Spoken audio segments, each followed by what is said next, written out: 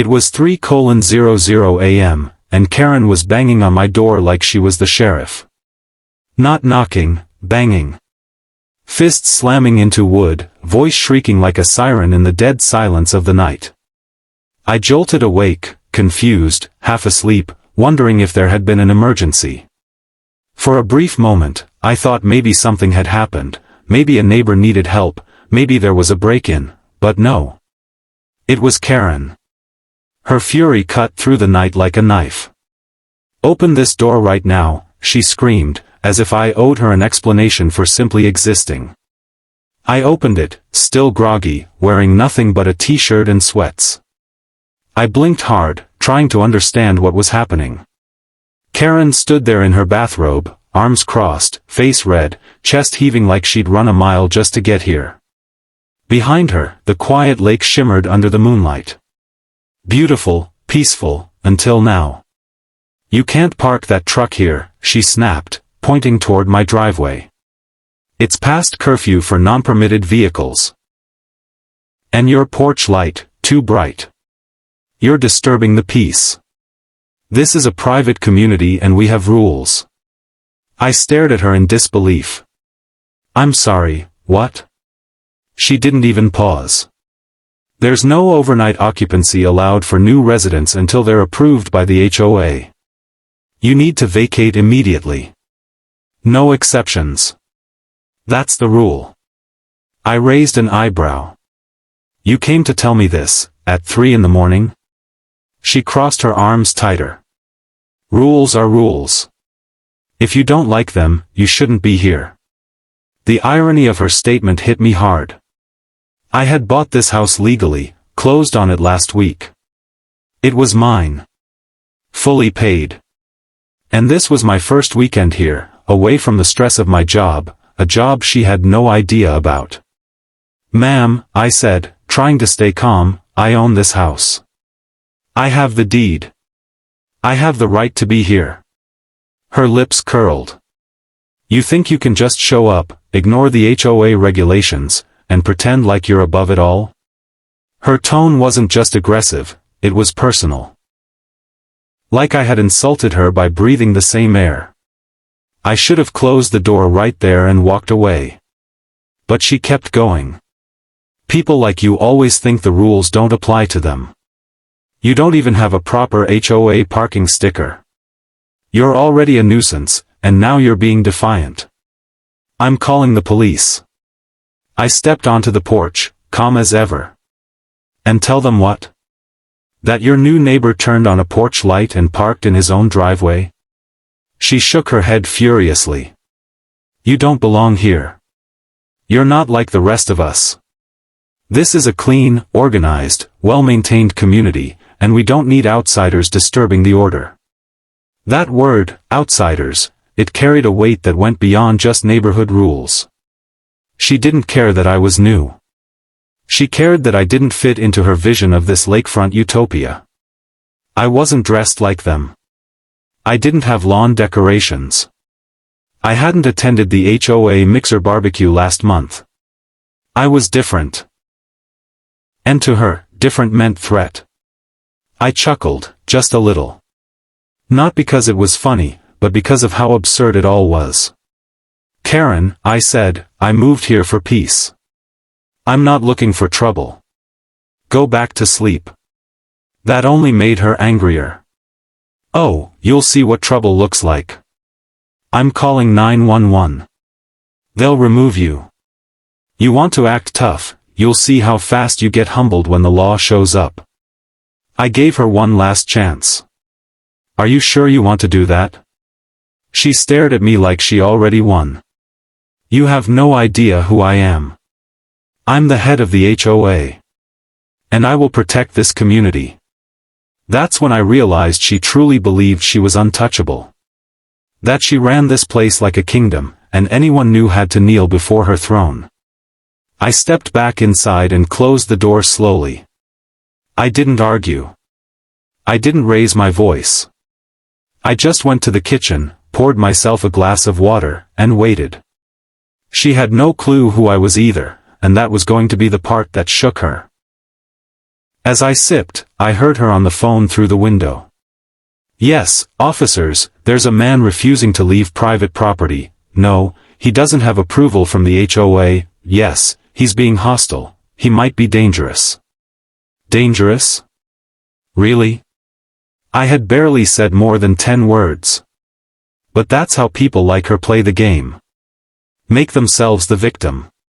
Twist reality until it matches their fear. Paint a harmless man as a threat just because he didn't obey. I leaned against the counter and stared out into the night. The moonlight shimmered across the lake, still beautiful despite the drama unfolding. I didn't regret moving here.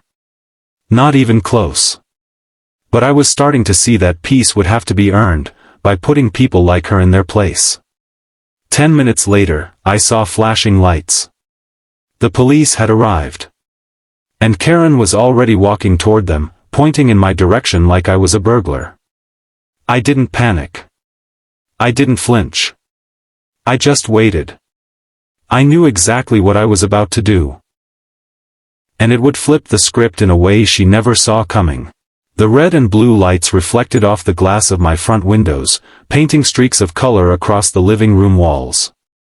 I took one final sip of water and calmly walked to the front door, opening it just as the first deputy stepped out of his cruiser. He was a tall man in his late 40s, with tired eyes and a cautious posture, clearly trying to assess whether this was just another late-night HOA drama or something serious. Behind him, his partner hung back near the car, already dealing with Karen, who was waving her arms in theatrical distress and talking faster than anyone could reasonably follow. "Good evening, sir," the deputy said in a low, professional tone. "We received a report of trespassing and disturbing the peace at this residence. May I ask your name and what's going on here tonight?" I stayed calm, keeping my hands visible. "My name is Nathan Walker. I'm the owner of this house. Just moved in a few days ago. I haven't made any noise. I was asleep when the woman from next door began banging on my door and shouting about HOA rules." The deputy nodded slowly. "She says you're not an approved resident and that you've refused to leave the premises when ordered by the HOA. I smiled, not mockingly, but because of how absurd this all sounded out loud. "I have the deed, the key, and full ownership. There's no law preventing me from staying in my own home. I haven't done anything illegal." The deputy looked me up and down, clearly noting that I wasn't panicked or defensive.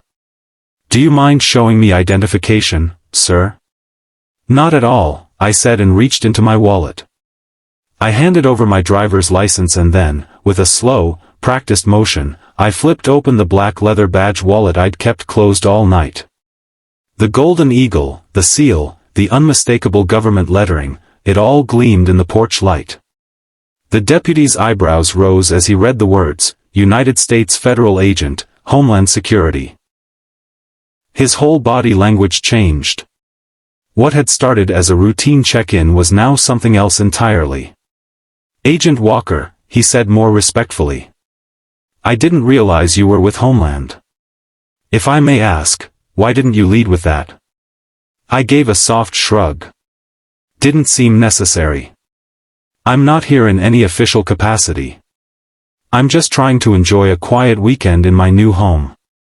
I didn't expect a neighbor to treat me like a criminal for turning on a porch light." The deputy shook his head slightly, exhaling in frustration. "Unfortunately, we get these kinds of calls more often than you'd think. HOA disputes, power trips, personal grudges. Still, your cooperation is appreciated." Behind him, Karen was still rambling, clearly not aware that the narrative had shifted completely. "He was aggressive. He refused to leave. He might be dangerous. I told you, this isn't safe." The second officer raised a hand and calmly walked her a few steps back. "Ma'am, we've verified his identity. He's the legal property owner and has done nothing wrong." Karen's voice cracked. "What do you mean? He's not registered with the HOA. He didn't submit the welcome form. He doesn't have a parking decal, ma'am," the deputy interrupted more firmly. "HOA policies are not enforceable through emergency services unless there's a real crime involved. Right now, you're the one disturbing the peace by harassing your neighbor at 3 in the morning." Karen blinked rapidly, her lips twitching as she processed what she was hearing. But he showed you a fake ID. That badge can't be real." The officer turned back to me and then looked at his partner. "I've already confirmed it, ma'am. He's not only legitimate, he's a federal agent. And if you don't stop this behavior, you may be facing consequences for filing a false report and disturbing the peace." Karen took a step back, visibly rattled. Her face went white, then flushed red in seconds. No, I didn't mean to cause trouble. I was just doing my job." "I thought he looked like what, Karen?" I finally said, stepping forward. "Like someone who didn't fit your version of this neighborhood? Someone you could scare off because he didn't follow your little checklist of approved behaviors?" She looked like she wanted to crawl inside her bathrobe and disappear. The first officer glanced at me, then back at her. "Ma'am, this is your final warning. If you approach him again without cause, we'll file a harassment report. The HOA doesn't give you the right to threaten or remove residents from private property. Especially not at 3 in the morning." Karen didn't respond. Her mouth opened and closed, but no words came out. She stared at me with a look I'll never forget, not just fear or embarrassment, but the shock of someone who suddenly realized they'd messed with the wrong person. "We'll be leaving now, Agent Walker," the deputy said, handing my ID back with a slight nod. "Let us know if there are any further incidents." I thanked him calmly and stepped back inside, closing the door with the same slow precision I'd used earlier. I stood there for a moment, in the quiet, letting it all sink in. Karen had called the police to remove me from my own home, and now she was the one being warned by law enforcement. The balance of power had shifted, and she didn't know what to do with that. Through the window, I watched as she tried to argue with the officers one last time. Her voice was smaller now, filled with desperation instead of authority. She pointed again toward my house, but they didn't even turn to look. After a few more minutes, they returned to their patrol car. Karen stood there in the cold, alone, her arms wrapped tightly around herself like she was suddenly aware of how exposed she really was. She turned slowly and walked back to her house, not once glancing in my direction. I sat back down on the couch, watching the moonlight reflect off the water, still calm and undisturbed. The irony was almost poetic. She wanted to enforce her rules, make me bow to her idea of control, but in trying to intimidate me, she only exposed her own ignorance. She assumed I was beneath her. She never imagined I was someone who could flash a badge and flip the entire power dynamic in seconds. And even though I hadn't come here to make a statement had been made anyway. The silence that followed was heavier than anything Karen had expected. For someone who'd stomped up to my door with all the authority in the world, she suddenly looked like a child caught red-handed. I watched through the blinds as she stood on her porch, gripping the edges of her robe, her eyes darting toward the road like she was hoping no other neighbors had seen what just happened. But they had. Porch lights were turning on. Curtains were shifting. Shadows moved behind windows. This wasn't just a private embarrassment, it had become public. The queen of the HOA had just tried to get a federal agent arrested over a porch light and a parked truck. I sat back down with my coffee, which had gone cold by now, but I didn't care.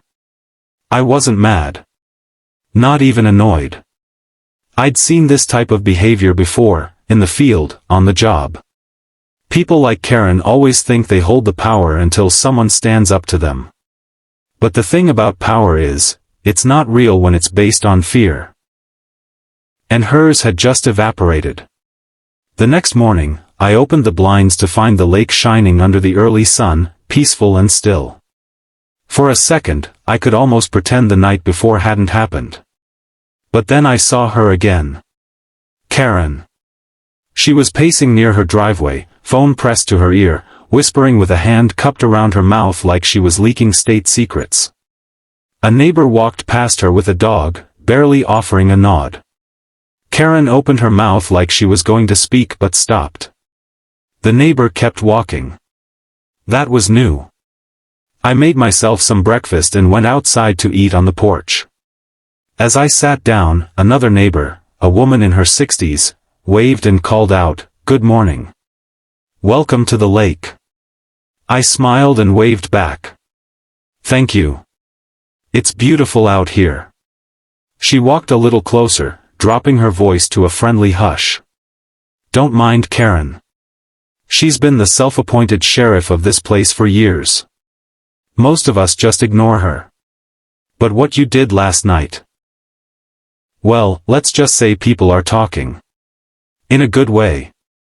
I chuckled. Didn't expect my first weekend here to be this eventful. She grinned. "Trust me, you made an impression. And from what I hear, it was long overdue."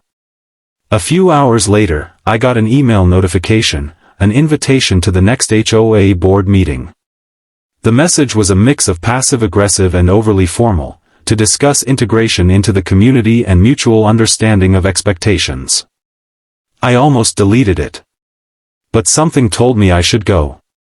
Not to argue. Not to gloat. Just to observe. And maybe, to make a quiet point. When the evening of the meeting arrived, I walked into the community center and felt every pair of eyes glance up. Some people nodded politely. Others stared. But one thing was clear, no one looked at me like I didn't belong. Not anymore.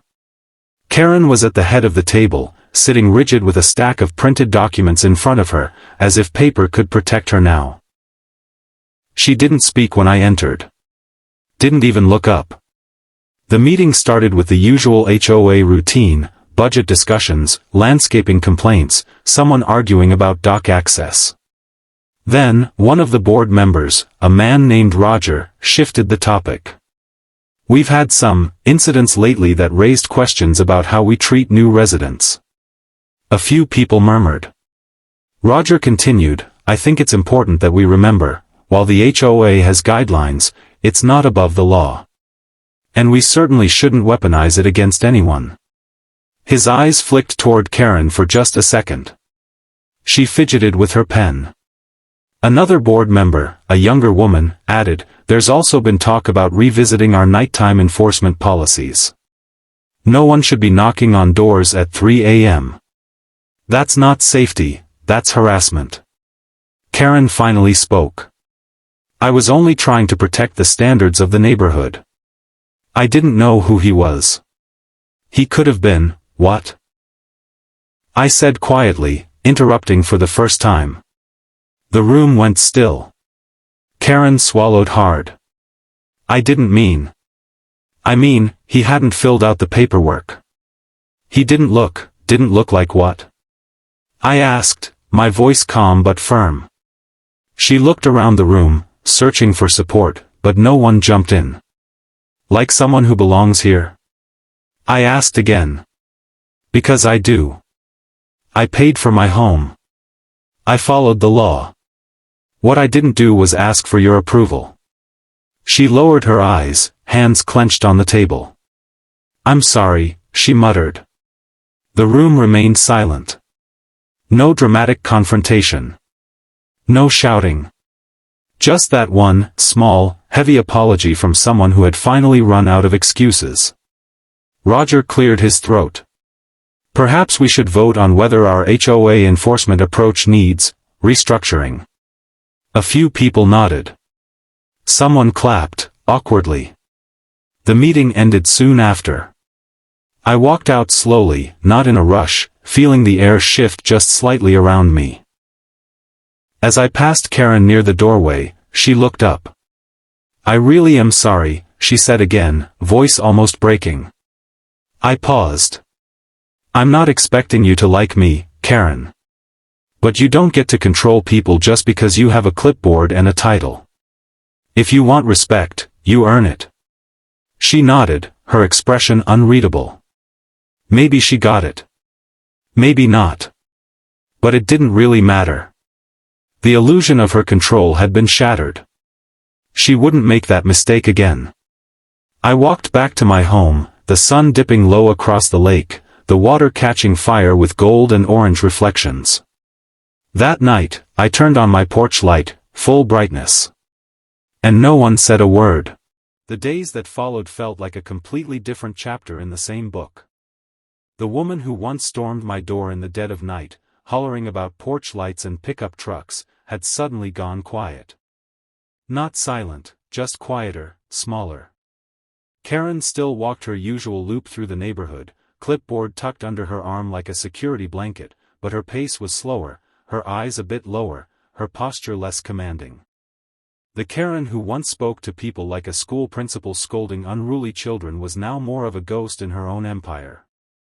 Word had gotten around, as it always does in tight-knit lakefront communities. Not just about what happened that night, but who she'd confronted. Apparently, I'd gone from the suspicious new guy without a decal to the federal agent who lives near the dock and put Karen in her place. Some neighbors were cautious around me at first, respectful, yes, but guarded. That faded quickly. I noticed people lingering longer near my porch when they walked by, waving more confidently, striking up small talk at the mailbox or while I trimmed hedges. One man, a veteran named Mike from 2 houses down, stopped me on a Saturday morning just to shake my hand. "Heard what went down," he said. "About time someone stood up to her. This place has needed a reset for years." I didn't gloat. I wasn't looking for applause. But deep down, it felt good to know I wasn't alone in feeling what I felt that night, that this neighborhood had been under invisible rule for far too long. Karen's authority had always been based on fear, confusion, and control. No one wanted to go up against her because it was easier to avoid conflict.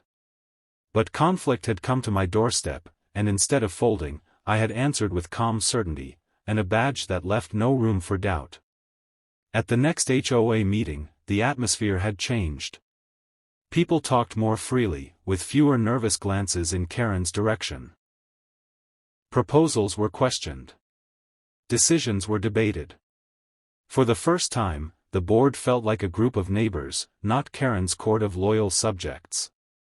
The motion to revise the HOA bylaws passed with overwhelming support, especially the clause that allowed random, compliance inspections, at any hour. It was removed entirely. Karen didn't object. She sat in silence, nodding along as if she had been in favor of it the whole time. No one called her out. They didn't need to. The shift in power was already complete. What stood out most to me wasn't the change in Karen, though, it was the realization that most people weren't like her. They were just ordinary folks who wanted peace, the same way I did. They didn't mind the porch light. They didn't care about truck decals. They just wanted a community where everyone felt like they belonged. That weekend, I hosted a barbecue on my lawn. Nothing extravagant, just a few burgers, soda, and folding chairs. I didn't even send formal invites. I just fired up the grill and let the smell of food carry the message. People came. Not everyone, but enough. Families with kids, retirees, couples who'd lived on the lake for decades. Some brought side dishes. Others brought stories. One neighbor told me about how Karen once left a note on his car because his dog barked too loudly on a Sunday. Another laughed about getting a warning letter for leaves falling outside seasonal expectations. The stories were funny now, in hindsight, but they carried a shared sense of relief, like everyone had finally exhaled after holding their breath for too long. As the sun dipped behind the trees and the lake shimmered in dusk, someone asked the question we'd all been thinking but no one had said out loud. "Do you think she's really changed?" I didn't answer right away. I watched Karen through the window of her house across the street. She stood there, watching us. She didn't come over. She didn't try to shut it down. She just watched. Maybe she had changed. Or maybe she'd just been humbled enough to step back and reevaluate her place in the world. Eventually, I said, change doesn't happen in a night. But people remember moments that made them rethink who they are. Maybe that night was hers. The group nodded, some thoughtful, others unconvinced. But no one spoke badly of her after that. It wasn't about revenge. It never was. This was about boundaries, real ones. The kind that protect dignity and remind people that respect isn't commanded with a clipboard or an angry voice. It's earned with kindness, fairness, and the humility to admit when you're wrong. Later that evening, as people packed up their chairs and thanked me for the food, I noticed something sitting on the edge of my porch, an envelope. No name on the outside. I opened it. Inside was a short note, handwritten in surprisingly neat cursive. I was wrong. I let power go to my head. Thank you for reminding me of the kind of neighbor I should be. I hope we can both start over. Karen. No threats. No excuses. Just that. I didn't know if it was sincere. I didn't know if she meant it. But it felt real. And honestly, that was enough. I folded the note and placed it in my drawer, next to the title deed of my home, the same one she once challenged me over. I turned off the porch light just for the night, not because someone told me to, but because it felt like the end of a long, overdue chapter. And when I woke up the next morning, the light of the sun had already filled the room. No knocking. No yelling. Just peace. The kind I'd come here to find. And finally, I had it.